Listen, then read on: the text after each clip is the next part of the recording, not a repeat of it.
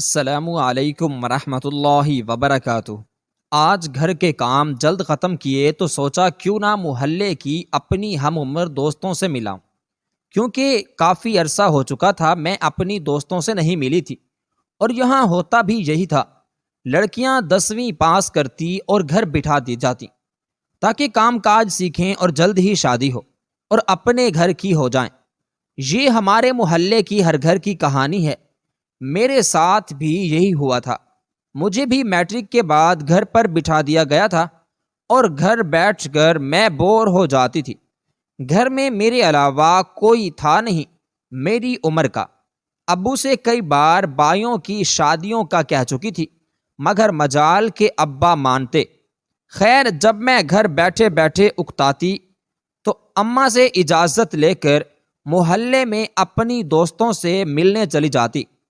اس طرح آج بھی میں دوستوں سے ملنے کے لیے نکل پڑی، اور اس محلے میں میری کافی دوست وغیرہ رہتی تھیں۔ اس وجہ سے مجھے کافی دیر لگ جاتی تھی۔ میں جیسے ہی گھر سے نکلی میرے نظر سامنے والے گھر پہ پڑی۔ یہ گھر عظیم بابا کا تھا اور ان کی عمر 60 سال تھی، اور ان کی ایک بیٹی تھی جو میری دوست تھی۔ اس کا نام امینہ تھا، اور وہ میری ہم عمر ہونے کے ساتھ ساتھ میری اچھی دوست بھی تھی۔ میں اکثر اس کے گھر جایا کرتی اور ہمیشہ گھر سے نکلتے ہی اسی کے پاس جاتی۔ لیکن آج جب میں گھر سے نکلی تو عظیم بابا کسی پہ جھگڑا کر رہے تھے، کسی کو گالیاں دے رہے تھے اور باہر جانے کا کہہ رہے تھے۔ پھر میں نے عظیم بابا کے پیچھے 2 اور لوگوں کو نکلتے دیکھا۔ ان میں ایک سوٹ بوٹ پہنے نوجوان مرد تھا اور دوسری کوئی عورت تھی۔ میں سمجھ گئی کہ یہ ہو نہ ہو امینہ کے رشتے والے ہوں گے، جنہیں عظیم بابا ایسے ہی دھکے دے کر اور گالم گلوچ کر کے گھر سے نکال دیتے ہیں۔ آج بھی شاید ایسا ہی تھی۔ چنانچہ میں نے عظیم بابا کے موڈ کے باعث ان کے گھر جانا آخر پہ چھوڑتے ہوئے دوسری دوستوں کے پاس چلی گئی۔ باقی دوستوں سے ملتے ملتے مجھے 1 گھنٹہ لگ گیا تھا۔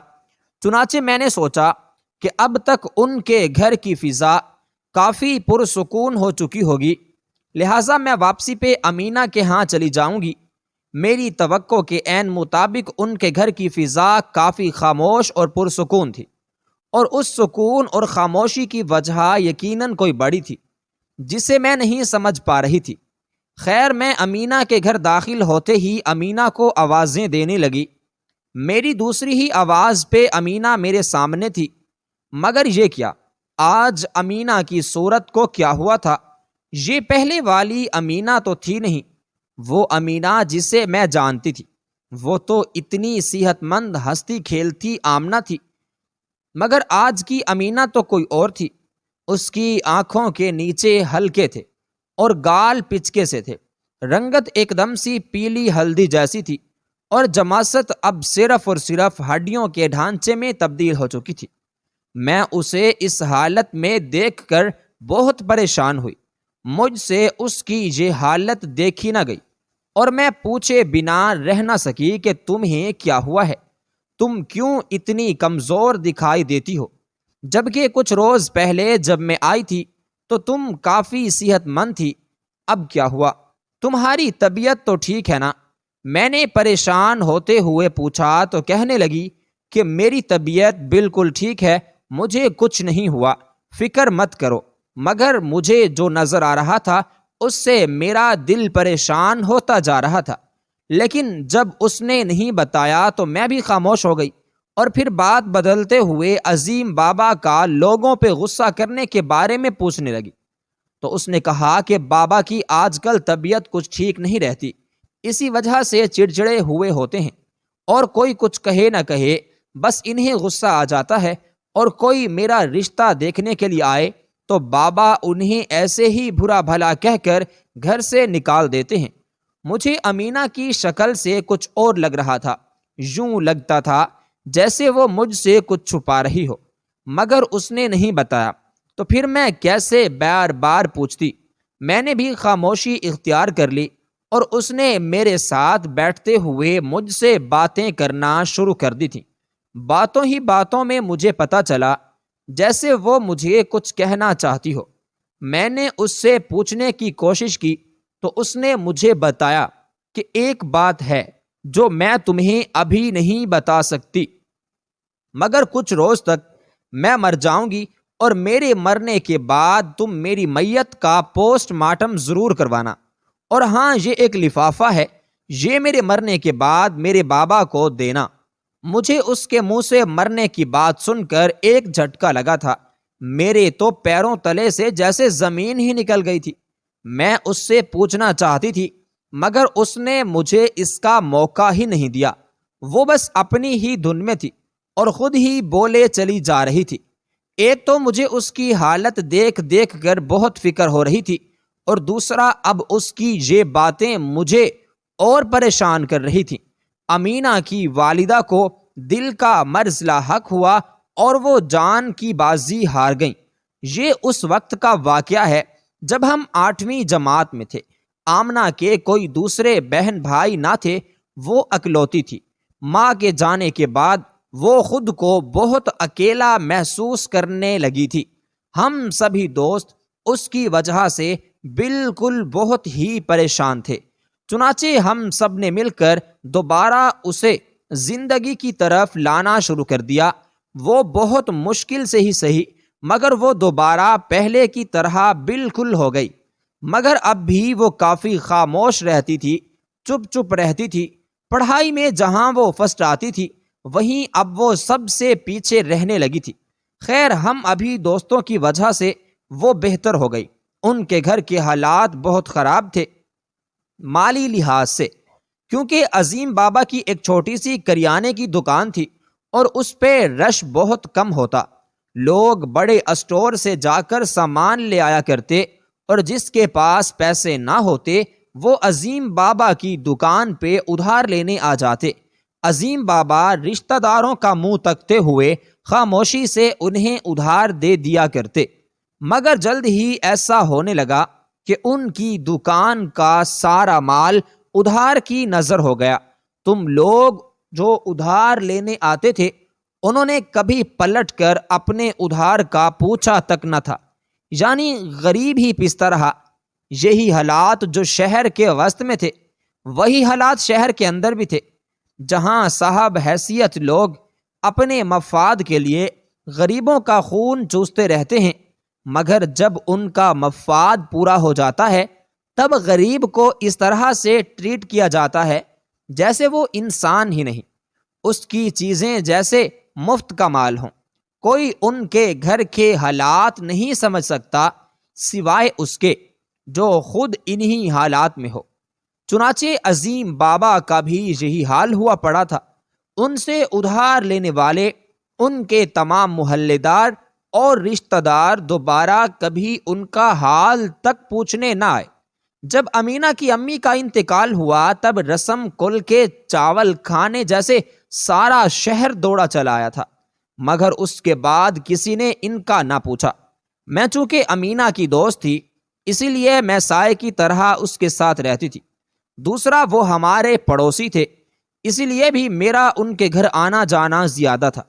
پھر ہم 8ویں سے 9ویں اور پھر 9ویں سے 10ویں کلاس میں پہنچ گئے۔ اب بھی ان کے حالات ایسے ہی تھے جیسے پہلے تھے، مگر امینہ ایک صابر و شاکر لڑکی تھی۔ وہ ہر حال میں مسکراتی ہوئی ملتی تھی، وہ چاہے جتنے مرضی دکھ میں ہوتی اس کی مسکراہٹ کبھی اس کے ہونٹوں سے جدا نہ ہوتی تھی۔ ہم نے میٹرک مکمل کر لیا تو ہم سب گھر میں ٹک گئیں، کیونکہ گھر والوں کے مطابق اب ہم شادی کی عمر کو پہنچ چکی تھی اور ہمیں اب گھر دھاری بھی سیکھ لینی چاہیے۔ ہماری ماؤں کو ہماری شادیوں کے حوالے سے بہت پریشانی ستا رہی تھی۔ ہم سب تو اپنی اپنی زندگیوں میں مگن ہو گئیں اور ایک دوسرے سے جیسے لا تعلق سی ہو گئیں۔ آمنہ کی ماں نہیں تھی اور اس نے بہت پہلے ہی گھرداری کو سیکھ لیا تھا۔ ہمیں لگتا تھا کہ میٹرک کے فوراً بعد ہی اس کی شادی ہو جائے گی، مگر ایسا نہیں ہوا۔ ہماری عمر کی تمام لڑکیاں اپنے گھر بسا چکی تھیں اور میرا بھی رشتہ ہو گیا تھا اور جلد ہی شادی ہونے والی تھی، مگر امینہ کی ابھی تک شادی کی بات ہی پکی نہیں ہوئی تھی۔ اس کی اصل وجہ اس کے باپ کا لڑاکا اور چڑچڑا پن تھا۔ ان کے اس طرح کے برتاؤ کی وجہ سے ان کے کام کا خسارے میں جانا اور مالی حالت کی تنگی تھی۔ گھر کے اخراجات پورے نہ ہونے کی وجہ سے اور دکان کا کرایہ ادا نہ ہونے کی وجہ سے عظیم بابا پہلے سے زیادہ چڑچڑے اور لڑاکا ہو گئے تھے۔ امینہ چونکہ سمجھدار تھی اور سلجھی ہوئی ہونے کے ساتھ ساتھ خوبصورت بھی تھی، اور خوبصورت لڑکیوں کے لیے تو رشتوں کی لائنیں لگی نظر آتی ہیں۔ اس کے لیے بھی میٹرک کے فوراً بعد ہی رشتوں کی لائنیں لگ گئی تھی۔ ایک کے بعد ایک رشتہ اس کا منتظر تھا، مگر عظیم بابا ہی سب رشتہ داروں سے بدتمیزی کرتے ہوئے نظر آتے اور دھکے مار مار کے انہیں گھر سے نکال دیتے۔ پہل تو ہمیں لگتا تھا کہ انہیں رشتے اچھے نہیں لگتے، لیکن جوں جوں وقت گزرتا گیا ان کا چڑچڑاپن بڑھتا گیا۔ اب ہمیں اندازہ ہو گیا کہ عظیم بابا امینہ کی شادی ہی نہیں کرنا چاہتے تھے، مگر کیوں؟ اس سوال کا جواب کوئی نہیں جانتا تھا۔ ہم دونوں دوست ایک دوسرے سے اب نہیں ملتی تھیں، اور یہی وجہ تھی کہ ایک دوسرے کے حالات سے بے خبر تھیں۔ ہمیں اتنا بھی نہیں پتا تھا کہ ہم کس حال میں جیتی ہیں۔ خیر، مجھے جب جب وقت ملتا تھا میں اپنی دوستوں سے ملنے کے لیے نکل جاتی۔ اس روز بھی ایسا ہی ہوا تھا۔ میں گھر سے نکلی، عظیم بابا اب بھی ویسے ہی لوگوں پہ چلا رہے تھے جیسے پہلے کرتے تھے، اور غصے میں لگتے تھے۔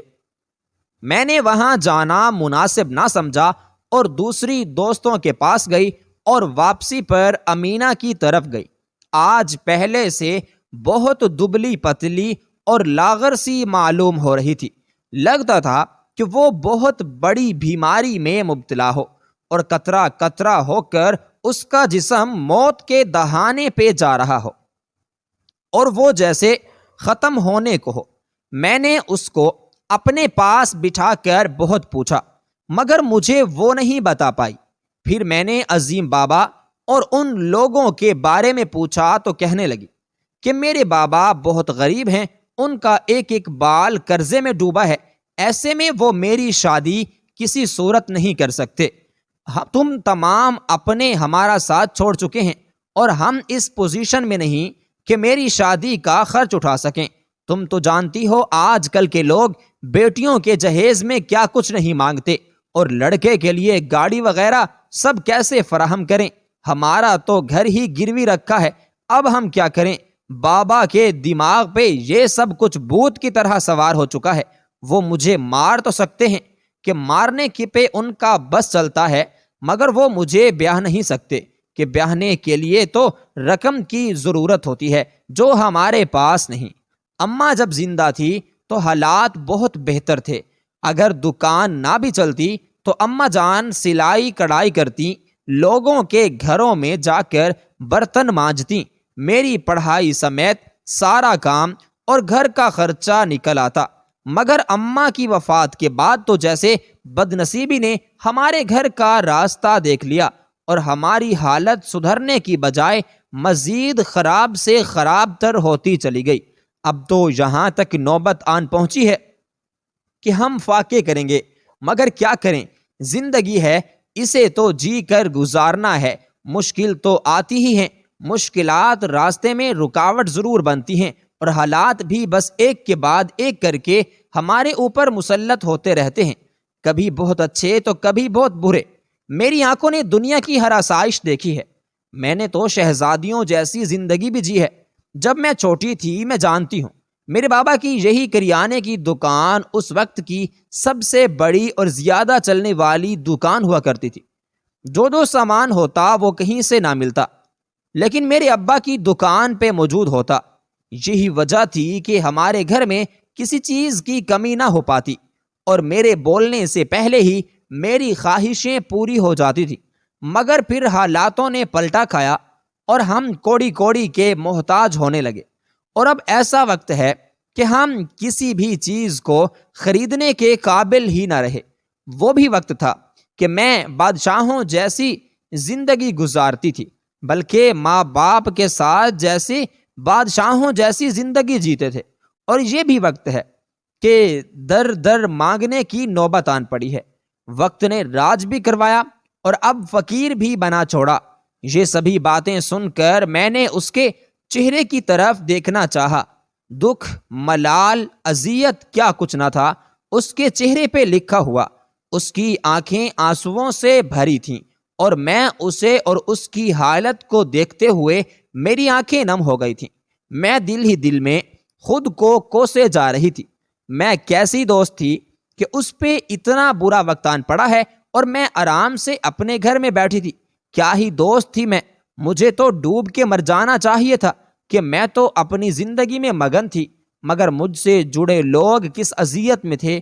اور ایسا ہی ہوتا ہے نا کہ ہم سب اپنی اپنی زندگیوں میں مگن رہتے ہیں، نہ کسی کی پرواہ، نہ احساس، نہ ہی کسی کی خیر خبر۔ ہم تو وہی حال جانتے ہیں جس میں ہم ہوتے ہیں۔ اگر ہم اچھے حالات میں ہیں تو ہمارے مطابق سبھی لوگ بہترین جی رہے ہیں، اور اگر ہم برے حالات میں ہیں تو ہمیں لگتا ہے سبھی لوگ ایسے ہی ہیں۔ مگر ہمیں کیا معلوم، ہماری زندگی کے علاوہ بھی کوئی زندگیاں ہیں جنہیں ہماری ضرورت ہے اور ہم ان سے لا تعلق ہی ہوتے رہتے ہیں۔ مگر جب پانی سر سے گزر جاتا ہے تو تب ہمیں جا کر معلوم پڑتا ہے کہ ہم کس قدر غفلت میں رہے اور ہمارے اپنے کس قدر تکلیف میں تھے۔ اور آج جب میں امینہ سے ملی تو مجھے اس بات کا شدت سے احساس ہوا تھا کہ میں کس قدر لاپرواہ تھی۔ میں نے اس کے ہاتھ پہ ہاتھ رکھا اور اسے اپنے سینے سے لگا لیا۔ وہ پھوٹ پھوٹ کر رو دی اور میں بھی اس کی اذیت کو سمجھ رہی تھی۔ مجھے لگا اس کا دکھ صرف اسی کا دکھ نہیں، بلکہ جو اس پہ بیت رہی ہے مجھ پہ بھی وہی بیت رہی ہے۔ مگر میں کچھ بھی کرنے سے قاصر تھی سوائے دلاسا دینے کے۔ اس نے کہا کہ میں تمہیں راز کی بات بتاتی ہوں، اس بات کا کسی کو پتہ نہیں لگنا چاہیے۔ میں اسے ہونکوں کی طرح دیکھنے لگی۔ اس نے کہا میری زندگی کا ایک راز ہے، مگر وہ راز میں ابھی نہیں بتا سکتی، مگر تم یہ جان لو کہ میں مزید جی نہیں سکتی اور کچھ دنوں تک میں مر جاؤں گی۔ تم میری اس حالت کا سبب جاننا چاہتی ہو نا، تو تمہیں میرے مرنے کا انتظار کرنا ہوگا۔ میں جب مروں تو تم نے میری میت کا پوسٹ مارٹم بھی کروانا ہے۔ اور ہاں، یاد سے تم اپنے بابا کو کہنا وہ میری میت کا پوسٹ مارٹم لازمی کروائیں۔ میرے بابا تو جیسے اپنے ہوش و حواس میں نہیں ہیں، سو تم میرا یہ کام کر دینا اور سمجھنا کہ تم نے دوستی کا حق ادا کر دیا۔ مجھے اس کی باتیں مشکوک لگ رہی تھیں، مجھے وہ حواسوں میں نہیں لگی تھی، تبھی بہکی بہکی باتیں کر رہی تھی۔ شاید زیادہ اٹریس لیا تھا، کیونکہ اس کا باپ بھی اب نیم پاگل محسوس ہوتا تھا۔ ایسے شخص کے ساتھ رہنا بھی اذیت سے کم نہیں۔ میں نے اس سے پوچھنے کی کوشش کی، مگر وہ اپنی ہی ضد میں تھی۔ اس نے مجھے ایک لفافہ پکڑایا، یہ مکمل طور پہ بند تھا، اور کہا یہ امانت ہے، اسے کھولنا مت اور میرے بابا تک پہنچا دینا اور کہنا میں نے تمہیں دیا ہے۔ مجھے سمجھ نہیں آ رہا تھا کہ آخر وہ کیا بول رہی ہے۔ خیر، میں نے اس کے ہاتھ سے لفافہ لے لیا اور چھپا دیا۔